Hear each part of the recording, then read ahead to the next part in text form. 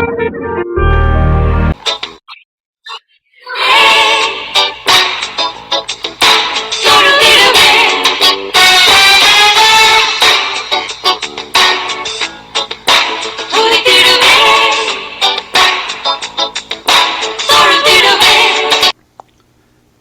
இணைந்திருப்பது சங்கமம் வானொலி. Destiny in Jesus Christ Tamil கிறிஸ்தவ வானொலி கனேடிய மண்ணிலிருந்து ஒலிபரப்பாகிறது. மார்க் 16:15, மத்தேயு 24:14 வசனத்தின்படி இயேசு சீசர்களை நோக்கி, நீங்கள் உலகெங்கும் போய் சர்வ சிருஷ்டிக்கும் சுவிசேஷத்தை பிரசங்கியுங்கள். ராஜ்யத்தினுடைய இந்த சுவிசேஷம் பூலோகமெங்குமுள்ள சகல ஜாதிகளுக்கும் சாட்சியாக பிரசங்கப்படும். அப்பொழுது முடிவு வரும் என்ற வசனத்தின்படி ஆத்துமாக்களை பரலோகத்தில் சங்கமிக்கும் வானொலி சங்கமம். சங்கமம் சங்கமம்.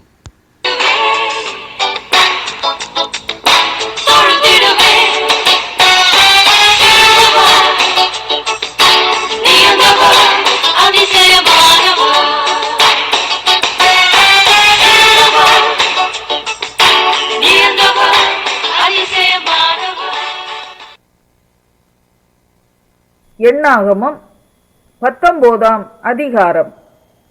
கர்த்தர் மோசேயையும் ஆரோனையும் நோக்கி, கர்த்தர் கற்பித்த நியாய பிரமாணமாவது, பழுதற்றதும் ஊனமில்லாததும் நுகத்தடிக்கு உட்படாததுமாகிய சிவப்பான ஒரு கிடாரியை உன்னிடத்தில் கொண்டு வரும்படி இஸ்ரவேல் புத்திரருக்கு சொல்லுங்கள். அதை எலியாசார் என்னும் ஆசாரியனிடத்தில் ஒப்புக்கொடுங்கள். அவன் அதை பாளையத்துக்கு வெளியே கொண்டு போக கடவன். அங்கே அது அவனுக்கு முன்பாக கொல்லப்பட கடவது. அப்பொழுது ஆசாரியன் ஆகிய எலியாசார் தன் விரலினால் அதன் இரத்தத்தில் கொஞ்சம் எடுத்து ஆசரிப்பு கூடாரத்துக்கு எதிராக 7 தரம் தெளிக்க கடவன். பின்பு கிடாரியை அவன் கண்களுக்கு முன்பாக ஒருவன் சுட்டரிக்க வேண்டும். அதன் தோலும் அதன் மாம்சமும் அதன் இரத்தமும் அதன் சாணியும் சுட்டரிக்கப்பட வேண்டும். அப்பொழுது ஆசாரியன் கேதுரு கட்டையையும் ஈசோப்பையும் சிவப்பு நூலையும் எடுத்து கிடாரி எரிக்கப்படுகிற நெருப்பின் நடுவிலே போடக்கடவன். பின்பு ஆசாரியன் தன் வஸ்திரங்களை தோய்த்து ஜலத்திலே ஸ்நானம் பண்ணி அதன் பின்பு பாளையத்தில் பிரவேசிக்க கடவன். ஆசாரியன் சாயங்காலம் மட்டும் தீட்டுப்பட்டு இருப்பான்.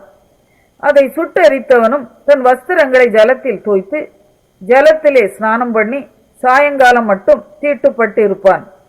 சுத்தமாய் இருக்கிற ஒருவன் அந்த கிடாரியின் சாம்பலை வாரிக்கொண்டு பாளையத்திற்கு புறம்பே சுத்தமான ஒரு இடத்திலே கொட்டி வைக்க கடவன். அது இஸ்ரவேல் புத்திரரின் சபைக்காக தீட்டு கழிக்கும் ஜலத்துக்கென்று காத்து வைக்கப்பட வேண்டும். அது பாவத்தை பரிகரிக்கும். கிடாரியின் சாம்பலை வாரினவன் தன் வஸ்திரங்களை தோய்க்க கடவன். அவன் சாயங்காலம் மட்டும் தீட்டுப்பட்டு இருப்பான். இது இஸ்ரவேல் புத்திரருக்கும் அவர்கள் நடுவிலே தங்குகிற அந்நியனுக்கும் நித்திய கட்டளையாய் இருப்பதாக. செத்து போனவனுடைய பிரேதத்தை தொட்டவன் 7 நாள் தீட்டுப்பட்டு இருப்பான். அவன் 3ஆம் நாளிலும் 7ஆம் நாளிலும் தீட்டு கழிக்கும் ஜலத்தினால் தன்னை சுத்திகரிக்க கடவன். அப்பொழுது சுத்தமாவான். 3ஆம் நாளிலும் 7ஆம் நாளிலும் தன்னை சுத்திகரிக்காமல் இருப்பானாகில் சுத்தமாகான். செத்தவனுடைய பிரேதத்தை தொட்டும் தன்னை சுத்திகரித்துக் கொள்ளாதவன் கர்த்தரின் வாசஸ்தலத்தை தீட்டுப்படுத்துகிறான். அந்த ஆத்துமா இஸ்ரவேலில் இராமல் அறுப்புண்டு போவான். தீட்டு கழிக்கும் ஜலம் அவன் மேல் தெளிக்கப்படாததினால் அவன் தீட்டுப்பட்டு இருப்பான். அவன் தீட்டு இன்னும் அவன் மேல் இருக்கும். கூடாரத்தில் ஒரு மனிதன் செத்தால் அதற்கடுத்த நியமமாவது, அந்த கூடாரத்தில் பிரவேசிக்கிற யாவரும் கூடாரத்தில் இருக்கிற யாவரும் 7 நாள் தீட்டுப்பட்டு இருப்பார்கள். மூடி கட்டப்படாமல் திறந்திருக்கும் பாத்திரங்கள் எல்லாம் தீட்டுப்பட்டு இருக்கும். வெளியிலே பட்டயத்தால் வெட்டுண்டவனையாவது செத்தவனையாவது மனித எலும்பையாவது பிரேத குழியையாவது தொட்டவன் எவனும் 7 நாள் தீட்டுப்பட்டு இருப்பான். ஆகையால் தீட்டுப்பட்டவனுக்காக பாவத்தை பரிகரிக்கும் கிடாரியின் சாம்பலிலே கொஞ்சம் எடுத்து ஒரு பாத்திரத்தில் போட்டு அதன் மேல் ஊற்று ஜலம் வார்க்க வேண்டும். சுத்தமான ஒருவன் ஈசோப்பை எடுத்து அந்த ஜலத்திலே தோய்த்து கூடாரத்தின் மேலும் அதிலுள்ள சகல பனிமுட்டுகளின் மேலும் அங்கே இருக்கிற ஜனங்களின் மேலும் தெளிக்கிறதும் அல்லாமல் எலும்பையாகிலும் வெட்டுண்டவனையாகிலும் செத்தவனையாகிலும் பிரேத குழியையாகிலும் தொட்டவன் மேலும் தெளிக்க கடவன். சுத்தமாய் இருக்கிறவன் தீட்டுப்பட்டவன் மேல் 3ஆம் நாளிலும் 7ஆம் நாளிலும் தெளிக்க வேண்டும். 7ஆம் நாளில் இவன் தன்னை சுத்திகரித்து தன் வஸ்திரங்களை தோய்த்து ஜலத்தில் ஸ்நானம் பண்ணி சாயங்காலத்திலே சுத்தமாய் இருப்பான். தீட்டுப்பட்டு இருக்கிறவன் தன்னை சுத்திகரித்துக் கொள்ளாதிருந்தால் அவன் சபையில் இராதபடிக்கு அறுப்புண்டு போவான். அவன் கர்த்தரின் பரிசுத்த ஸ்தலத்தை தீட்டுப்படுத்தினான். தீட்டு கழிக்கும் ஜலம் அவன் மேல் தெளிக்கப்படாததினால் அவன் தீட்டுப்பட்டு இருக்கிறான். தீட்டு கழிக்கும் ஜலத்தை தெளிக்கிறவனும் தன் வஸ்திரங்களை தோய்க்க கடவன். தீட்டு கழிக்கும் ஜலத்தை தொட்டவனும் சாயங்காலம் மட்டும் தீட்டுப்பட்டிருப்பான். தீட்டுப்பட்டு இருக்கிறவன் தொடுகிறவைகளெல்லாம் தீட்டுப்படும். அவைகளை தொடுகிறவனும் சாயங்காலம் மட்டும் தீட்டுப்பட்டு இருப்பான். இது நீதிமொழிகள் 14ஆம் அதிகாரம். புத்தியுள்ள ஸ்திரீ தன் வீட்டை கட்டுகிறாள், புத்தியில்லாத ஸ்திரீயோ தன் கைகளினால் அதை இடித்து போடுகிறாள். நிதானமாய் நடக்கிறவன் கர்த்தருக்கு பயப்படுகிறான், தன் வழிகளில் தாறுமாறானவனோ அவரை அலட்சியம் பண்ணுகிறான். மூடன் வாயிலே அவன் அகந்தைக்கேற்ற மிலாறுண்டு, ஞானவான்களின் உதடுகளோ அவர்களை காப்பாற்றும். எருதுகளில் இல்லாத இடத்தில் களஞ்சியம் வெறுமையாயிருக்கும், காளைகளின் பலத்தினாலோ மிகுந்த வரத்துண்டு. மெய் சாட்சிக்காரன் பொய் சொல்லான், பொய் சாட்சிக்காரனோ பொய்களை ஊதுகிறான். பரியாசக்காரன் ஞானத்தை தேடியும் கண்டுபிடியான், புத்தியுள்ளவனுக்கோ அறிவு லேசாய் வரும். மூடனுடைய முகத்துக்கு விலகிப்போ, அறிவுள்ள உதடுகளை அங்கே காணாய். தன் வழியை சிந்தித்துக் கொள்வது விவேகியின் ஞானம், மூடர்களுடைய வஞ்சனையோ மூடத்தனம். மூடர் பாவத்தை குறித்து பரியாசம் பண்ணுகிறார்கள், நீதிமான்களுக்குள்ளே தயை உண்டு. இருதயத்தின் கசப்பு இருதயத்திற்கே தெரியும், அதன் மகிழ்ச்சிக்கு அந்நியன் உடந்தையாகான். துன்மார்க்கனுடைய வீடு அழியும், செமையானவனுடைய கூடாரமோ செழிக்கும். மனுஷனுக்கு செமையாய் தோன்றுகிற வழி உண்டு, அதன் முடிவோ மரண வழிகள். நகைப்பிலும் மனதுக்கு துக்கமுண்டு, அந்த மகிழ்ச்சியின் முடிவு சஞ்சலம். பின்வாங்கும் இருதயம் உள்ளவன் தன் வழிகளிலேயும், நல்ல மனுஷனோ தன்னிலே தானும் திருப்தி அடைவான்.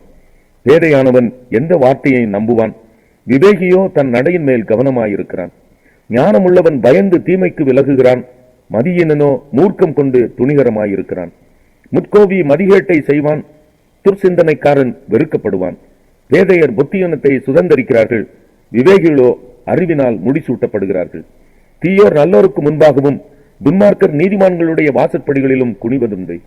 தரித்திரன் தனக்கு அடுத்தவனானாலும் பகைக்கப்படுகிறான், ஐசுவரியவானுக்கோ அநேக சிநேகிதர் உண்டு. பிறனை அவமதிக்கிறவன் பாவம் செய்கிறான், தரித்திரனுக்கு இறங்குகிறவனோ பாக்கியம் அடைவான். தீமையை யோசிக்கிறவர்கள் தவறுகிறார்கள் அல்லவோ, நன்மையை யோசிக்கிறவர்களுக்கோ கிருபையும் சத்தியமும் உண்டு. சகல பிரயாசத்தினாலும் பிரயோஜனம் உண்டு, உதடுகளின் பேச்சோ வறுமையை மாத்திரம் தரும். ஞானிகளுக்கு முடி அவர்கள் செல்வம், மூடரின் மதியினம் மூடத்தனமே. மெய் சாட்சி சொல்லுகிறவன் உயிர்களை ரட்சிக்கிறான், வஞ்சனைக்காரனோ பொய்களை ஊதுகிறான். கர்த்தருக்கு பயப்படுகிறவனுக்கு திட நம்பிக்கை உண்டு, அவன் பிள்ளைகளுக்கும் அடைக்கலம் கிடைக்கும். கர்த்தருக்கு பயப்படுதல் ஜீவ ஊற்று, அதனால் மரண கண்ணிகளுக்கு தப்பலாம். ஜன திரட்சி ராஜாவின் மகிமை, ஜன குறைவு தலைவனின் முறிவு. நீடிய சாந்தமுள்ளவன் மகா புத்திமான், முற்கோபியோ புத்தியினத்தை விளங்க பண்ணுகிறான்.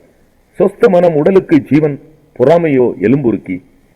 தரித்திரனை ஒடுக்குகிறவன் அவனை உண்டாக்கினவரை நிந்திக்கிறான், தரித்திரனுக்கு தயை செய்கிறவனோ அவரை கனம் பண்ணுகிறான். துன்மார்க்கன் தன் தீமையிலே வாரிக்கொள்ளப்படுவான், நீதிமானோ தன் மரணத்திலே நம்பிக்கை உள்ளவன். புத்திமானுடைய இருதயத்தில் ஞானம் தங்கும், மதியினரிடத்தில் உள்ளதோ வெளிப்படும். நீதி ஜனத்தை உயர்த்தும், பாவமோ எந்த ஜனத்துக்கும் இகழ்ச்சி. ராஜாவின் தயை விவேகமுள்ள பணிவிடைக்காரன் மேல் இருக்கும், அவனுடைய. கலாத்தியர் 5ஆம் அதிகாரம்.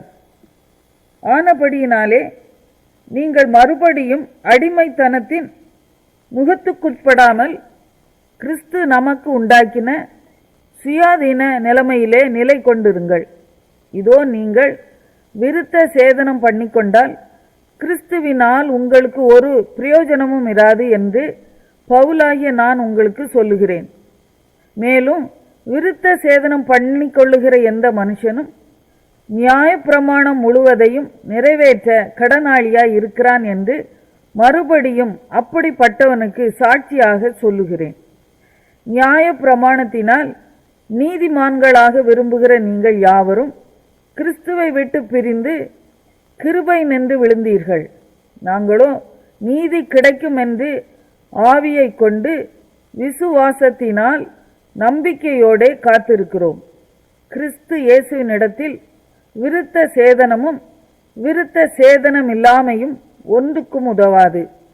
அன்பினால் கிரியை செய்கிற விசுவாசமே உதவும். நீங்கள் நன்றாய் ஓடினீர்களே, சத்தியத்திற்கு கீழ்ப்படியாமற் போக உங்களுக்கு தடை செய்தவன் யார்? இந்த போதனை உங்களை அழைத்தவரால் உண்டானதல்ல. புளிப்புள்ள கொஞ்ச மாவானது பிசைந்த மாவு அனைத்தையும் உப்ப பண்ணும். நீங்கள் வேறு விதமாய் சிந்திக்க மாட்டீர்கள் என்று நான் கர்த்தருக்குள் உங்களை குறித்து நம்பிக்கையாய் இருக்கிறேன். உங்களை கலக்குகிறவன் எப்படிப்பட்டவனாய் இருந்தாலும் தனக்கேற்ற ஆக்கினையை அடைவான். சகோதரரே, இதுவரைக்கும் நான் விருத்த சேதனத்தை பிரசங்கிக்கிறவனாய் இருந்தால் இதுவரைக்கும் என்னத்திற்கு துன்பப்படுகிறேன்? அப்படியானால் சிலுவையை பற்றி வரும் இடரல் ஒளிந்திருக்குமே. உங்களை கலக்குகிறவர்கள் தரிப்புண்டு போனால் நலமாயிருக்கும். சகோதரரே, நீங்கள் சுயாதீனத்திற்கு அழைக்கப்பட்டீர்கள். இந்த சுயாதீனத்தை நீங்கள் மாம்சத்துக்கு ஏதுவாக அனுசரியாமல் அன்பினாலே ஒருவருக்கொருவர் ஊழியம் செய்யுங்கள். உன்னிடத்தில் நீ அன்பு கூறுவது போல பிறனிடத்திலும் அன்பு கூறுவாயாக என்கிற இந்த ஒரே வார்த்தையிலே நியாயப்பிரமாணம் முழுவதும் நிறைவேறும். நீங்கள் ஒருவரை ஒருவர் கடித்து பட்சித்தீர்களானால் அழிவீர்கள். அப்படி ஒருவரால் ஒருவர் அழிக்கப்படாதபடிக்கு எச்சரிக்கையாயிருங்கள். பின்னும் நான் சொல்லுகிறது என்னவென்றால், ஆவிக்கேற்றபடி நடந்து கொள்ளுங்கள். அப்பொழுது மாம்ச இச்சையை நிறைவேற்றாதிருப்பீர்கள். மாம்சம் ஆவிக்கு விரோதமாகவும் ஆவி மாம்சத்துக்கு விரோதமாகவும் இச்சிக்கிறது. நீங்கள் செய்ய வேண்டுமென்றிருக்கிறவைகளை செய்யாதபடிக்கு இவைகள் ஒன்றுக்கொன்று விரோதமாய் இருக்கிறது. ஆவியினால் நடத்தப்படுவீர்களானால் நீங்கள் நியாயப்பிரமாணத்திற்கு கீழ்ப்பட்டவர்கள் அல்ல. மாம்சத்தின் கிரியைகள் வெளியரங்கமாய் இருக்கின்றன. அவையாவன: விபச்சாரம், வேசித்தனம், அசுத்தம், காமவிகாரம், விக்கிரக ஆராதனை, பில்லி சூனியம், பகைகள், விரோதங்கள், வைராக்கியங்கள், கோபங்கள், சண்டைகள், பிரிவினைகள், மார்க்கபேதங்கள், பொறாமைகள், கொலைகள், வெறிகள், களியாட்டுகள் முதலானவைகளே. இப்படிப்பட்டவைகளை செய்கிறவர்கள் தேவனுடைய ராஜ்யத்தை சுதந்தரிப்பதில்லை என்று முன்னே நான் சொன்னது போல இப்பொழுதும் உங்களுக்கு சொல்லுகிறேன். ஆவியின் கனியோ அன்பு, சந்தோஷம், சமாதானம், நீடிய பொறுமை, தயவு, நற்குணம், விசுவாசம், சாந்தம், இச்சையடக்கம். இப்படிப்பட்டவைகளுக்கு விரோதமான பிரமாணம் ஒன்றுமில்லை. கிறிஸ்துவின் உடையவர்கள் தங்கள் மாம்சத்தையும் அதன் ஆசை இச்சைகளையும் சிலுவையில் அறைந்திருக்கிறார்கள். நாம் ஆவியினாலே பிழைத்திருந்தால் ஆவிக்கேற்றபடி நடக்கவும் கடவோம். வீண் புகழ்ச்சியை விரும்பாமலும் ஒருவரை ஒருவர் கோபமூட்டாமலும் ஒருவர் மேல் ஒருவர் பொறாமை கொள். கலாத்தியர் 6ஆம் அதிகாரம். சகோதரரே, ஒருவன் யாதொரு குற்றத்தில் அகப்பட்டால் ஆவிக்குரியவர்களாகிய நீங்கள் சாந்தமுள்ள ஆவியோடே அப்படிப்பட்டவனை சீர்பொருந்த பண்ணுங்கள். நீயும் சோதிக்கப்படாதபடிக்கு உன்னை குறித்து எச்சரிக்கையாயிரு. ஒருவர் பாரத்தை ஒருவர் சுமந்து இப்படியே கிறிஸ்துவினுடைய பிரமாணத்தை நிறைவேற்றுங்கள். ஒருவன் தான் ஒன்றுமில்லாதிருந்தும் தன்னை ஒரு பொருட்டென்று எண்ணினால் தன்னைத்தானே வஞ்சிக்கிறவன் ஆவான். அவனவன் தன் தன் சுய கிரியையை சோதித்து பார்க்க கடவன். அப்பொழுது மற்றவனை பார்க்கும்போதல்ல, தன்னையே பார்க்கும்போது மேன்மை பாராட்ட அவனுக்கு இடம் உண்டாகும். அவன் தன் தன் பாரத்தை சுமப்பானே. மேலும் திருவசனத்தில் உபதேசிக்கப்படுகிறவன் உபதேசிக்கிறவனுக்கு சகல நன்மைகளிலும் பகிர்ந்து கொடுக்க கடவன். மோசம் போகாதிருங்கள். தேவன் தம்மை பரியாசம் பண்ண விட்டார். மனுஷன் எதை விதைக்கிறானோ அதையே அறுப்பான். தன் மாம்சத்திற்கென்று விதைக்கிறவன் மாம்சத்தினால் அழிவை அறுப்பான்.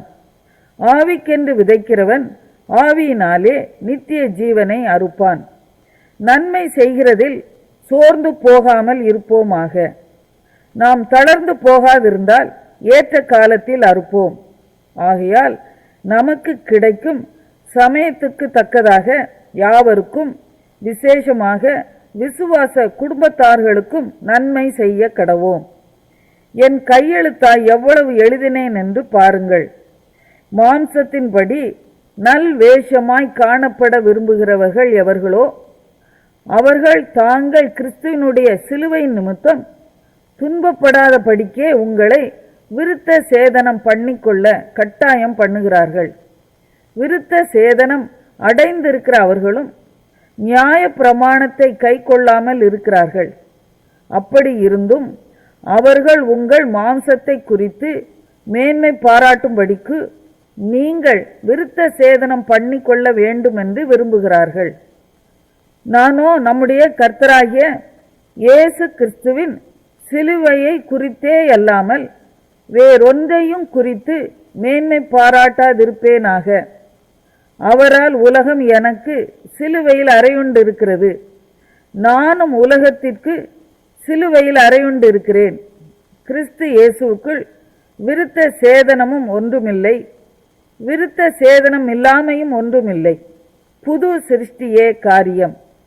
இந்த பிரமாணத்தின்படி நடந்து வருகிறவர்கள் எவர்களோ அவர்களுக்கும் தேவனுடைய இஸ்ரவேலருக்கும் சமாதானமும் இரக்கமும் உண்டாயிருப்பதாக.